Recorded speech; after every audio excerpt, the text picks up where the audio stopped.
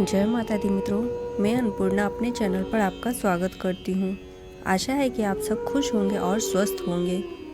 नागेश्वर ज्योतिर्लिंग मंदिर हिंदू धर्म का एक प्रसिद्ध मंदिर है, जहाँ भगवान शिव को समर्पित 12 ज्योतिर्लिंगों में से 10वां ज्योतिर्लिंग स्थित है। भगवान शिव का यह प्रसिद्ध मंदिर गोमती द्वारका और बेत द्वारका के बीच गुजरात में सौराष्ट्र के तट पर स्थित है। द्वारकापुरी से इसकी दूरी लगभग 15 किलोमीटर है। इस ज्योतिर्लिंग के अतिरिक्त नागेश्वर नाम से 2 अन्य शिवलिंग की भी चर्चा ग्रंथों में प्राप्त होती है। महाराष्ट्र के हिंगोली जिले में स्थित ओठा नागनाथ नामक जगह पर और दूसरा उत्तराखंड राज्य के अल्मोड़ा के समीप जागेश्वर नामक जगह पर। इन सारे मतभेदों के बावजूद तथ्य यह है कि प्रति वर्ष लाखों की संख्या में भक्त गुजरात में द्वारका के समीप स्थित नागेश्वर ज्योतिर्लिंग मंदिर में दर्शन, पूजन और अभिषेक के लिए आते हैं। धार्मिक पुराणों में भगवान शिव को नागों का देवता बताया गया है और नागेश्वर का अर्थ होता है नागों का ईश्वर। इस स्थान को दारू कवन के नाम से भी जाना जाता है। कहा जाता है इस ज्योतिर्लिंग का नाम भगवान शिव ने खुद रखा था। नागेश्वर ज्योतिर्लिंग मंदिर विष और विष से संबंधित रोगों से मुक्ति के लिए प्रसिद्ध है। धार्मिक आस्था के अनुसार ऐसा माना जाता है कि नागेश्वर ज्योतिर्लिंग के दर्शन करने के बाद जो मनुष्य उसकी उत्पत्ति और महात्म्य संबंधित कथा को सुनता है वह समस्त पापों से मुक्त हो जाता है तथा संपूर्ण भौतिक और आध्यात्मिक सुखों को प्राप्त करता है। ऐसी पौराणिक मान्यता है कि नागेश्वर ज्योतिर्लिंग मंदिर में भगवान कृष्ण रुद्राभिषेक के द्वारा भगवान शिव की आराधना करते हैं। अगर किसी व्यक्ति को अभिषेक करवाना होता है तो केवल पुरुष को धोती पहनकर ही अभिषेक की अनुमति है।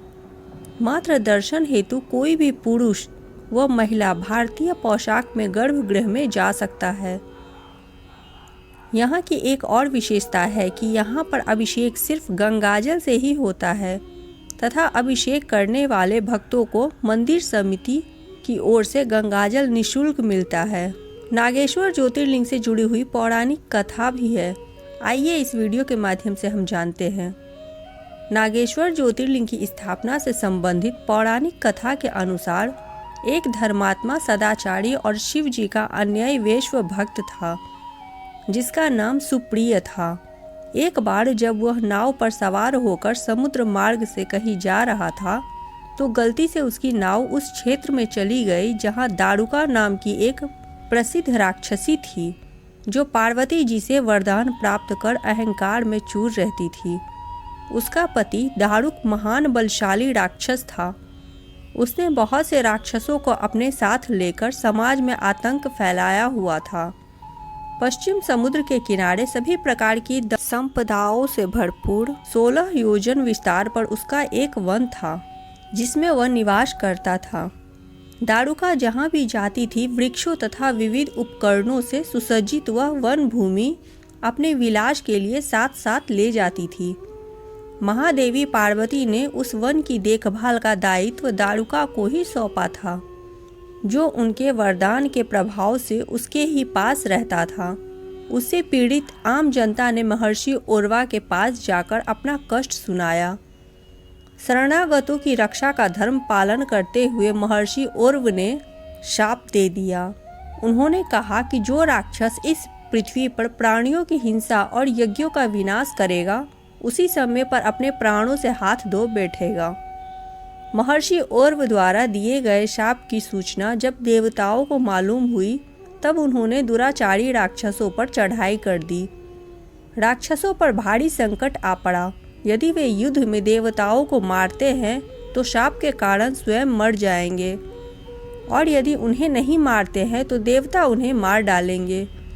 उस समय दारुका ने राक्षसों को सहारा दिया और महादेवी पार्वती के वरदान का प्रयोग करते हुए वह संपूर्ण वन को लेकर समुद्र में जा बसी। इस प्रकार राक्षसों ने धरती को छोड़ दिया और निर्भयता पूर्वक समुद्र में निवास करते हुए वहां भी प्राणियों को सताने लगे। इसी वन क्षेत्र से गुजरने के क्रम में राक्षस दारुक ने सभी लोगों सहित सुप्रिया का अपहरण कर लिया। और अपनी पुरी में ले जाकर उसे बंदी बना लिया। चूँकि सुप्रिय शिव जी के अन्याय भक्त थे, इसीलिए वह हमेशा शिव जी की आराधना में तन्मयता से लगे रहते थे।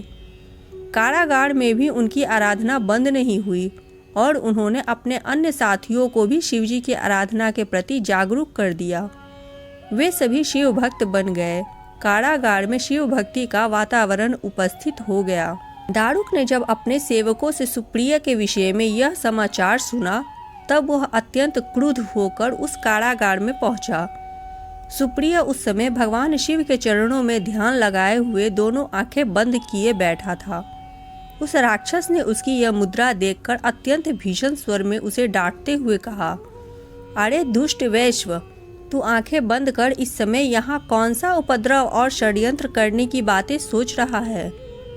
उसके यह कहने पर भी धर्मात्मा शिव भक्त सुप्रिय की समाधि भंग नहीं हुई। राक्षस दारुक ने अपने अनुचरों को आदेश दिया कि सुप्रिय को मार डालो। अपनी हत्या के भय से भी सुप्रिय डरा नहीं और वह भयहारी संकट मोचन भगवान शिव को पुकारने में ही लगा रहा। उस समय अपने भक्त की पुकार पर भगवान शिव ने उसे कारागार में ही दर्शन दिए। कारागार में एक ऊंचे स्थान पर चमकीले सिंहासन पर स्थित भगवान शिव ज्योतिर्लिंग के रूप में उसे दिखाई दिए। उनके साथ ही 4 दरवाजे का एक सुंदर मंदिर प्रकट हुआ। उस मंदिर के मध्य भाग गर्भगृह में एक दिव्य ज्योतिर्लिंग प्रकाशित हो रहा था तथा शिव परिवार के सभी सदस्य भी उसके साथ विद्यमान थे। सुप्रिय ने शिव परिवार सहित उस ज्योतिर्लिंग का दर्शन और पूजन किया। भगवान शिव ने उस समय सुप्रिय को अपना एक पशुपतास्त्र अस्त्र दिया और अंतर ध्यान हो गए। पशुपतास्त्र प्राप्त करने के बाद सुप्रिय ने उसके बल से सभी राक्षसों का संहार कर डाला और अंत में वह स्वयं शिवलोक को प्राप्त हुआ। भगवान शिव के निर्देशानुसार ही उस शिवलिंग का नाम नागेश्वर ज्योतिर्लिंग पड़ा। लीला करने के लिए स्वयं शरीर धारण करने वाले भगवान शिव ने अपने भक्त सुप्रिय आदि की रक्षा करने के बाद उस वन को भी यह वरदान दिया कि आज से इस वन में ब्राह्मण, क्षत्रिय, वैश्य तथा शूद्र इन चारों वर्णों के धर्मों का पालन किया जाएगा। इस वन में शिव धर्म के प्रचारक श्रेष्ठ ऋषि मुनि निवास करेंगे और यहाँ राक्षसों के लिए कोई स्थान न होगा। नागेश्वर ज्योतिर्लिंग मंदिर की संरचना के विषय में भी आइए हम जानकारी प्राप्त कर लेते हैं। नागेश्वर ज्योतिर्लिंग मंदिर चालुक्य शैली में निर्मित है। इस मंदिर के अंदर एक भूमिगत गर्भगृह है जो सभा मंडप से निचले स्तर पर स्थित है। इस गर्भगृह में ही भगवान शिव ज्योतिर्लिंग रूप में स्थापित है। नागेश्वर ज्योतिर्लिंग गोल काले पत्थर वाले द्वारका शिला से त्रिमुखी रुद्राक्ष रूप में स्थापित है। मंदिर में ज्योतिर्लिंग के ऊपर एक चांदी का आवरण चढ़ा है।